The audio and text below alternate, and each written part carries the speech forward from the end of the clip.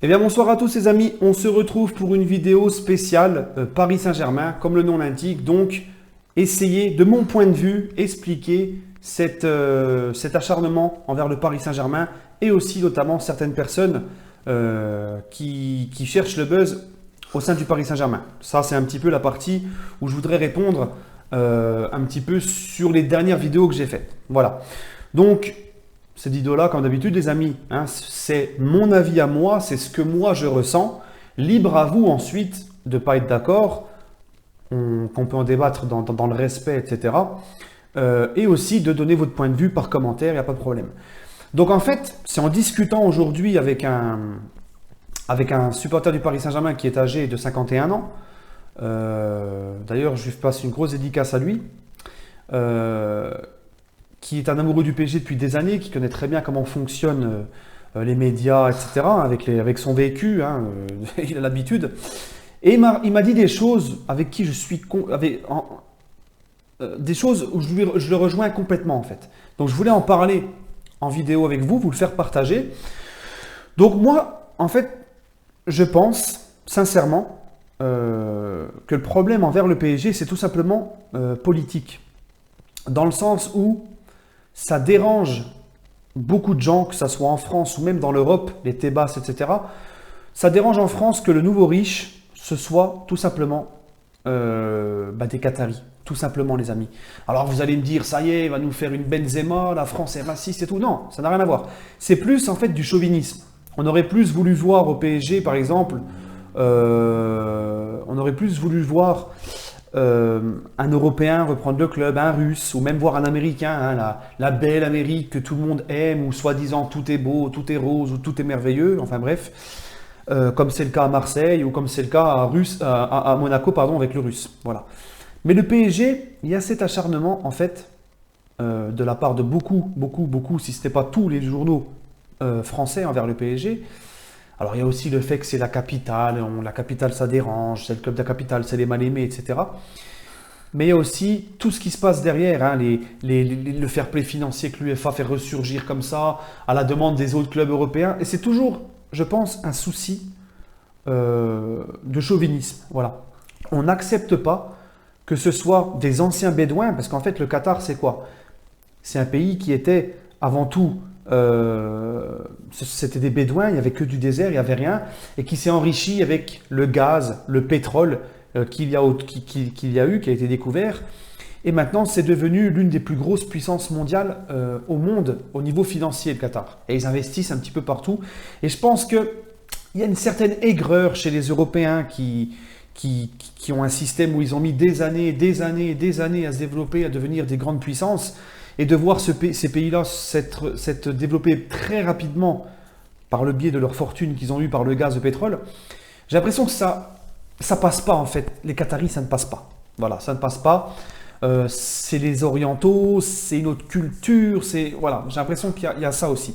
Beaucoup de problèmes politiques. D'ailleurs, on le voit. Alors, vous pouvez ne pas être d'accord avec moi. Moi, c'est juste mon ressenti, mon avis. Et je pense, regardez, moi je suis quelqu'un qui ne vote pas. Je ne vote pas, je déteste la politique. Hein, moi tous ces trucs-là, j'aime pas. Mais en France, on a, même dans le monde entier, quand tu vas parler avec quelqu'un, on va toujours te juger politiquement.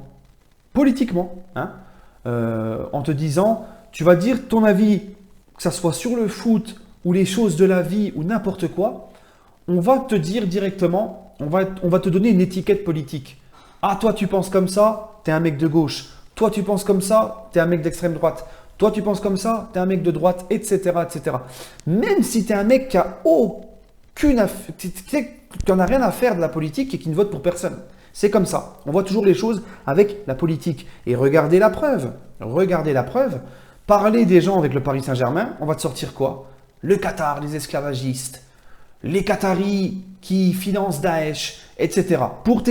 Tu parles du PSG, tu parles de football, et on va tout de suite t'en mettre sur le tapis les Qataris, les copains de Daesh, et les Qataris, les esclavagistes, et machin. Et c'est aussi ce que Molina, il fait, hein, clairement, dans ses vidéos où il veut t'expliquer le mercato du PSG, il veut t'expliquer en fait le mercato du PSG en te parlant de bah, l'émir du Qatar, c'est un mec qui est habitué à la corruption et c'est des gens qui ont esclavagé des gens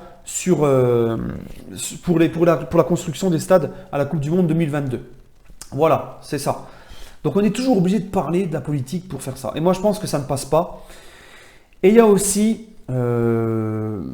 en France, un problème de mentalité, c'est la mentalité de la gagne ou aussi de la jalousie de celui qui gagne. Hein. Ça a toujours été comme ça. À l'époque, je me rappelle, à l'époque du Grand Lyon, Lyon était le mal aimé. Il y a aussi le problème du PSG maintenant qui casse tout. Le PSG, c'était le mal aimé, etc.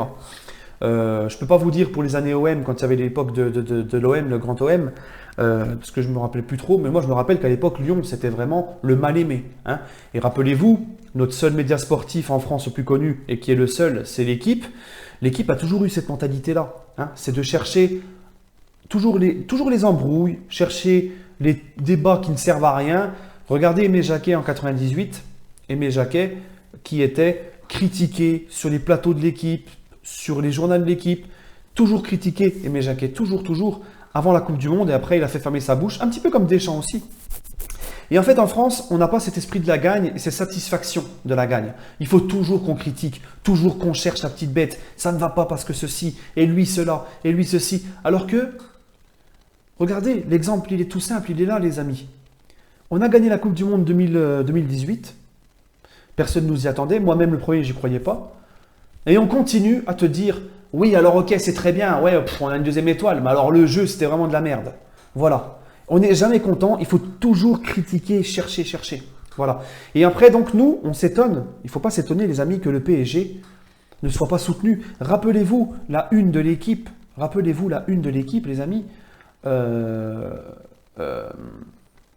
le jour même le jour de la remontada, donc le matin qui a précédé le soir de la remontada, au lieu de mettre des titres en disant en route vers les quarts de finale ou allez le PSG, toute la France derrière vous et tout, qu'est-ce qu'ils ont fait l'équipe? Ils ont mis quoi? Qu'est-ce qu'ils ont fait? Ils ont mis la photo du Barça, des joueurs du Barça, et ils ont mis gonflé à bloc. Voilà, tout simplement.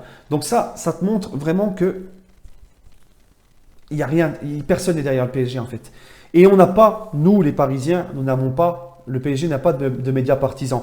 Devant toutes ces personnes qui les attaquent, que ce soit les Tebas, les déclarations d'ONS, le président du Bayern là, Tebas, l'UEFA avec son fair play financier, hein, qui a encore ressurgi le fair play financier, et puis Tebas qui se vante d'avoir mis la pression à l'UEFA pour ressortir le dossier du fair play financier, donc ça prouve que l'UEFA est soumise à la pression des autres clubs pour, entre guillemets, casser le PSG. Voilà, tout ça. Et en France, c'est pareil. Le PSG n'est jamais soutenu, etc. Et on n'a pas de médias partisans. Et ce qui me désole, et là je vais en revenir à ce que j'ai dit dans les autres vidéos, essayer de m'expliquer, parce qu'on m'a dit, oui, toi, tu es un fanatique du PSG, tu veux entendre aucune critique, on ne peut pas parler. Non, c'est pas que je ne veux pas entendre aucune critique. Quand un joueur est mauvais, je le dis. Hein, pour ceux qui ont l'habitude avec mes débriefs, hein, si les dirigeants vont louper un bon coup ou un transfert et tout, comme c'était le cas pour les Samboulis, les Cabaye, c'était des échecs. On le dit, oui, ça a été un échec, les dirigeants ont mal vu. Mais je ne suis pas là à chercher le pourquoi du comment. Je ne suis pas là à insulter les dirigeants. Les mecs sont des êtres humains, ils ont un travail, ils le font comme ils peuvent avoir des jugements sur certains joueurs et se tromper. Ils peuvent avoir, voilà. Et il faut se dire aussi, parce qu'on entend des vertes et des pas mûres sur Maxwell, sur Enrique, soi-disant qu'Enrique a voulu se faire des coms sur certains transferts, soi-disant qu'Enrique n'a pas su gérer le mercato parce que c'est une bille, soi-disant Maxwell, comme Molina nous le dit si bien, hein, Molina qui nous dit que Maxwell n'a pas su gérer le dossier Lo Celso, il était complètement dépassé, il a donné le numéro de Lo Celso aux dirigeants de Betis Séville parce qu'il était complètement dépassé, pour qu'il négocie avec lui directement, pour que les dirigeants du Betis négocient directement avec Lo Celso, voilà. Mais il faut savoir, les amis, que le Qatar, le PSG pour le Qatar, c'est une entreprise. Ils ont mis des milliards sur le PSG. Ils ont mis l'investissement, les transferts, depuis qu'ils sont là, hein, l'investissement, les transferts, le centre d'entraînement qu'ils veulent faire, là, le gros projet du centre d'entraînement, ça aussi, ça a coûté des millions au club. Et donc, les Qataris pour le PSG, c'est une entreprise. C'est une entreprise. Et on peut pas me faire croire que si Maxwell et Enrique étaient les buses qu'on nous vend depuis un an, hein, depuis maintenant 8-9 mois, on va dire, parce que c'est pareil, l'été dernier, c'était formidable, c'était les meilleurs et tout, moi, je peux pas croire que le PSG les laisserait en place. Si vraiment il y aurait, ça serait vraiment des billes. Pourquoi ils seraient encore là? Il y en a même un qui m'a sorti que Maxwell, il passait son temps sur le banc, aux entraînements, il fait rien d'autre. Hein. À croire, les mecs, ils vivent dans le frigo de Maxwell. Hein. Ils savent tout ce qui se passe, ils savent tout. C'est pareil, personne n'était capable de te dire les transferts de Kerrer, transferts de Kerrer, les transferts de Choupeau, les transferts de Bernat. Personne, je dis bien personne, hein, n'était capable de te le dire. Par contre, ces mêmes personnes-là viennent te dire, comme à l'image de Molina, on va décortiquer le transfert et les dessous du transfert de Choupeau-Moting. Alors que le mec n'était même pas capable de te dire qu'il allait venir. Hein. Pour moi, c'est du foutage de gueule. Et encore une fois, les amis, il faut savoir une chose, c'est que ces gens-là, tout simplement, que ce soit Paris United ou Molina, ils sortent les trucs en interne sur le club juste pour faire le buzz. Une entreprise, quand ça va mal dans une entreprise, peu importe laquelle, quand ça va mal dans une entreprise, ça reste dans le cadre de l'entreprise, ça ne sort pas, ça reste en interne. Hein.